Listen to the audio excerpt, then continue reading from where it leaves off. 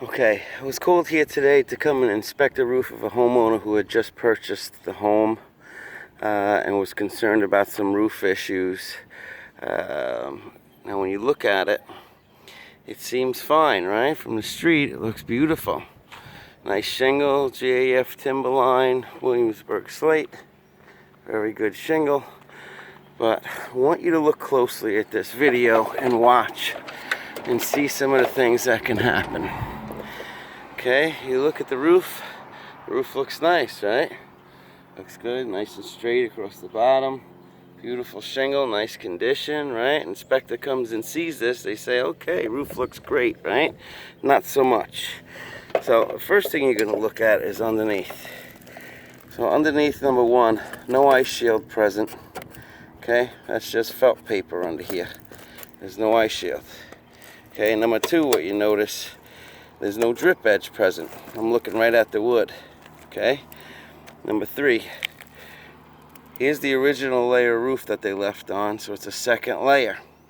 Okay, keep in mind, you are allowed to have a second layer of roof here, but we absolutely disagree on putting an architectural second layer on, because this is an 8-ply shingle and that's a 4-ply shingle. So those rules and codes apply to the same. Okay, they were made when these shingles were all that was available, the 3-tab shingle, and these are 4-ply. So 2 4-ply shingles is okay, but a 4-ply shingle and an 8-ply shingle, no good. You're adding more weight, you're taking away from the snow load that it was engineered to have. Okay, remember that. Number 4, look at how high this first course is nailed, because there's no drip edge. Okay, they nailed this thing all the way up at the first course, which is where you should nail it. The starter course is sealed to the first shingle, which is also what's supposed to happen. But what's not supposed to happen is you being able to lift this first course all the way up. Okay, because if you use the proper starter course and the proper drip edge, this would be sealed on the bottom here and you wouldn't be able to budge it. And that's what you need to do. Okay, the wind could blow this off easily. I'm lifting it up with my thumb with no problem here. Okay, this is supposed to be a 130 mile an hour shingle, and it is when it's applicated correctly, but this is incorrect. So that's number 1, or number 4 rather, I think we're up to already, right? For those that are keeping track. So further inspection, walking up on the roof, everything seems okay. Seams are here. See, they should need to be done in a staircase fashion. So you have a seam here, you have a seam here, seam here, seam here. Now that's all great and good except for this. You can't do overlapping. You can't have a shingle that overlaps onto another shingle, because this takes away from the wind, see? If it overlaps onto the next shingle, there's no way it's going to be able to seal properly, because there's no seal on the top of the shingle. So that I see in a bunch of areas on this roof. The other thing I see is that within the first 10 feet of the roof, okay, here's 10 feet right here where my foot is, okay, the first 10 feet of the roof, he's already losing the course, okay, he's already losing the course of shingle there. Look at it, you see how crooked it is and small here? This is supposed to be 5 3/4 inches to the wind right here, and this is not even close. That's about 4. So he's already losing the course already, which is telling me that right off the bat, a professional did not put this roof system on here. Okay, very inconsistent. Okay, one of the biggest concerns and the biggest failures that we find on roofing, as well as this one, is when you look at the wall, like an engineer would look at the wall, looks beautiful, right? Comes up against the side of the house, looks real nice, nice color, nice system. But watch what happens when you look further. Come over here, take this shingle, lift it up, right? What do you see? Nothing. Where's the flashing? You know where it is? I'll tell you where it is. It's underneath the first layer that's all the way up underneath this wall here. Okay, you see how they cut that shingle to the wall? They put the shingle on the second layer and they just cut it right to the siding. Okay, they didn't take apart the first layer here, expose the flashings, and weave the new shingle into the flashings. They left the original roof going into the flashings there, which means all the water that goes in here right now, okay, is being protected by the original layer. So the original layer of roof is what's responsible for keeping the water out of this wall still. Okay, and the whole point in you putting a whole new roof system on here is so this way it has longevity against the conditions, the weather, the wind, the rain. And it's the original layer. The original 25-year roof is still doing it underneath here. This roof here has nothing to do with keeping the water out of that wall.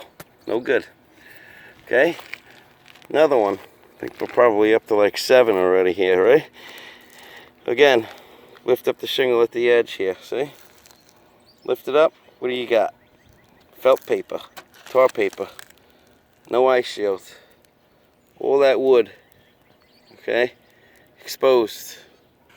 Wind, if I could lift this up on my fingers, you know the wind, the rain, the snow is gonna get to that wood, no good, okay? The original starter course that's here is upside down. That's the top of the shingle. That's the bottom. They put it on upside down. Okay? Which makes it impossible for the shingle itself to seal to the starter course. Okay? Again, no drip edge present here up the whole sides. Okay? No good. Number 8 or 9 or wherever we are here now, I forgot, lost count a long time ago. Here's the valley end, okay? Number 1, the valley is done wrongly. This is called a California valley, okay? And it's not accepted in the warranty. It's not accepted in our code, and it's not accepted in the warranty through GAF. This is called a California valley. If you look at it closely, it looks fine, right? Because you see the colors. This side is done okay, because this side has the shingle continuing up underneath this peak to here, this scape here, okay? So this shingle comes all the way across first, goes all the way up onto this scape and gets nailed. Then you put this layer on, and you're supposed to leave this layer long and cut it, okay? The first one gets weaved here on the bottom. So let me show you what he did wrong. Number 1, did not weave the first layer. So look. This is what you got. Here's your valley end.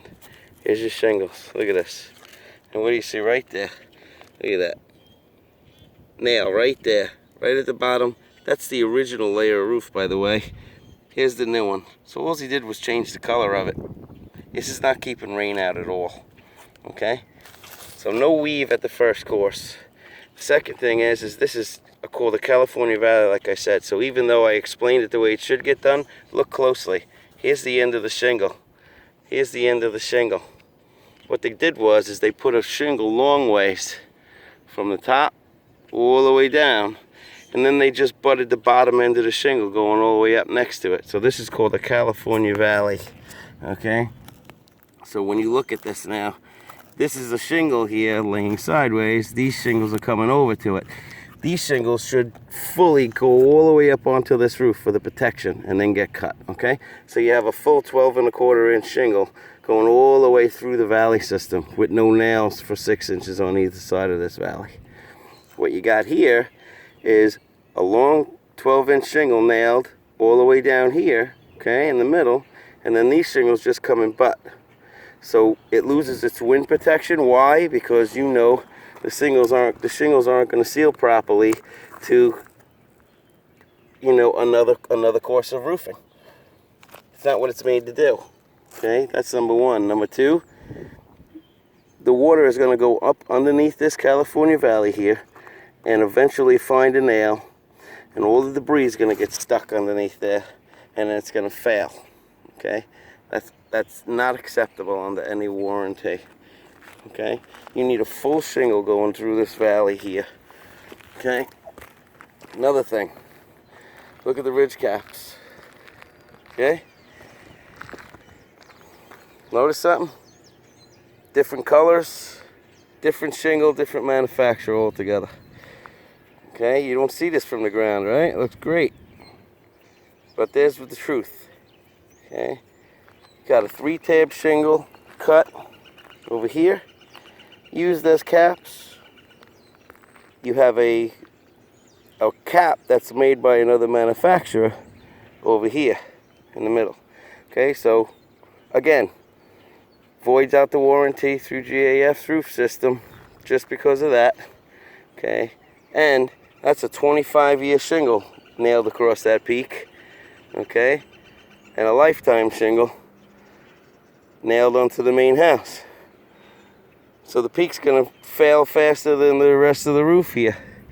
And you're never gonna know the wiser unless you come up here and see it. Okay, so that's a failure. Another one, inconsistent. Left side comes all the way up to here, nice. Right side comes up to here, all of a sudden it's buried underneath the caps there and the caps are hanging out on the top here. Totally no good. Okay, no good.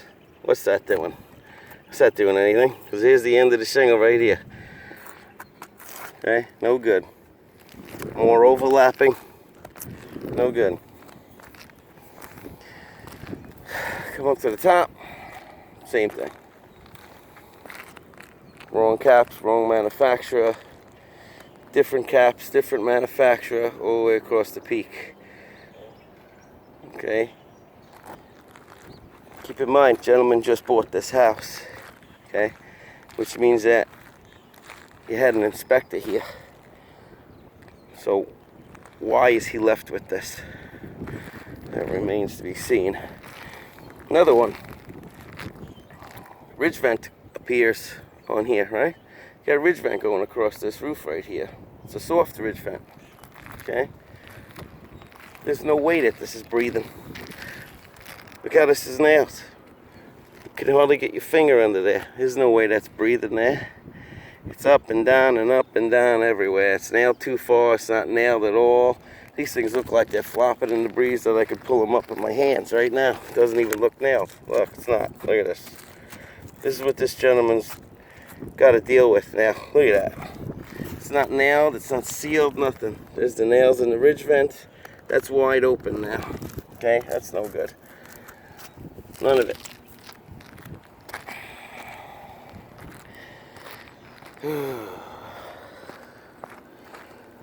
Okay. Vent pipe flange, roofed around wrong. Okay, you don't cut the shingles around the front of the flashing. The front of the flashing that you see is apron flashing that belongs over the roof. Okay, the rest of it should be cut along the side so the water is able to get from the top down and out the bottom. The only thing this does is hold back all the debris. That's all this does. See that? What do you say? Okay? For all of those who think that you've been doing it right all these years, take a look at that. That's all the debris held behind it. It's exactly the way I told you. What else do you see? The seal from the bottom of this shingle is sealed to this vent pipe flange, right? Which does what? When that water comes down here now, right? It's going to hit on the side of this shingle where it's sealed, and it's going to make the water jet that way, where it's not supposed to go. Okay? There it is again too. Alright? So what do you got right next to where all the water's jetting? A nice nail. Okay, so that's no good. The other thing I'm noticing while I'm lifting up these shingles is I don't see any fasteners holding this flange down either with any sealant on it. So watch this. Look at that. This whole flange is loose in the roof here. Okay, watch this. There's the inside of his house. And another thing, the original flange is still way up underneath here. The original flange is in there. So all they did was bang down the flange and put a new one on top of it. They didn't even pull it up and replace that. Okay? No good. They did the same thing with these vents also here. They went around the front of it. Okay? Should go under and over. Roofing goes up to the hole, vent goes in, rest of the roofing goes around the three sides. This way the water flows, comes down, hits the flashing, over the roof, fine. Again, all the debris is going to get held up behind this vent. Okay? Here you go. Okay? No good. A lot of faults on this roof. Oh my goodness. Anybody have satellite dishes on their roof or old satellite dishes? Look what this guy did. He cut right around the old brackets that are nailed into the old roof. Instead of taking these brackets out before he put the new roof on, You just laid the new roof, cut it around there. No, that's not gonna leak, right? Yeah, sure, that's waterproof. Look at that thing. No good, no good, no good. Oh my God, he even took so much time to cut this shingle around that bracket, which took him time to do. It would have took him 2 seconds to take this bracket out of the roof and put full shingles in there. And look what this guy did. Look at that. You think that's waterproof? No, not at all. That's 100% failure on every level. No good. I tell you, you know, rubs me the wrong way after 33 years of my life of doing what I do and making sure everything is perfect and getting where I gotta get. And, you know, we all have the same old song, but this is what we're really dealing with every day here. Dealing with guys like this that do this job. Okay, vent pipe's coming way too far out of the roof. Should be 14 inches out of there, and it should be cut down properly. Okay, that's too long. Another one. Flasher not nailed again. At least this one's done right though, you see? Different roofer. Okay, guy that was working down here is not the same guy that was working up there, that's for sure. Because this one he cut nice and clean around it the right way. I still would have sealed the front of that flashing down though. But this one is 100 times better than that one up there. Okay, now, the original call for this inspection and this estimate was a leak at this skylight down here. Okay, it's leaking in the hi-hat that appears inside the house right here, about 1.5 foot, 2 feet underneath it. So here's what it is. Number one, it's an Insuladome skylight, which if anybody does roofing like I do, for as long as you do, you know that Harry Jensen was a genius. Harry Jensen is, you know, the president of Insuladome Skylights, which is no more. I love him dearly. And these were awesome units, they really were. Now there's nothing wrong with the glass, even though it's an old unit.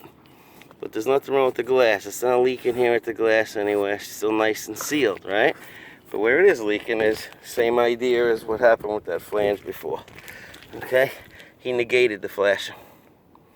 So if we lifted up those vents up top before and we saw that debris up under there, and that's way up at the top, look at all the trees that are right here around these skylights. Look at all the debris that's existing around this skylight. Okay? So knowing that he negated the flashing at the walls here, and he just went right to the wall and the original flashing is holding the water out, same thing is going to exist on this skylight, except for one factor. Skylight has a gutter around it, okay? The flashing on this thing is made to accept the water at the top and the two sides. The water actually will run underneath the shingle and stay in the channel and then come over it down at the bottom here, which is impossible for that to happen now, isn't it? So I bet you the flashing is clogged around this skylight because it hasn't been able to been cleaned in so long. That's number one. It's only a little quarter of an inch that you have on a bend that keeps that water inside the sides of these skylights here. So that guarantee you that's clogged and the water's jumping that, leaking in. And then the other thing is that he went right over the flashing again with the shingle right over the front of the flashing. So it's definitely going to leak. It's only a matter of time, you know. They're all going to leak, matter of fact. This is the first one leaking. So they're all done wrong. This would void out the warranty for the skylight. It voids out the roof warranty. Everything is done wrong. No good. Same thing at the chimney. Negated all the flashing here. Okay? No flashing. All the flashing is up underneath that original layer there. Otherwise you'd see it right there. When I pulled this up, you'd see the silver. Because every course has its own flashing. So I got to go down now and explain to this nice man who just bought this home that his roof is a ruse. You know, it looks beautiful from the outside, but it was actually done with incompetence. So thank you all for listening and watching the video. Make some whatever comments that you need on the bottom there and forward to people so this way you can avoid them from making the same mistake over here. Okay, those of you that are roof inspectors or inspectors for homes, keep this in mind. You go look at people's houses before they purchase it, you know. Spending a lot of money on these houses. And nobody's going to be happy with you. And they find this, you know. So we all got to do our jobs right. Otherwise, there's another man out there looking to put food on his table, or a woman out there looking to put food on the table that deserves it more than you if you can't do it right. Thanks for listening, everyone. Take care.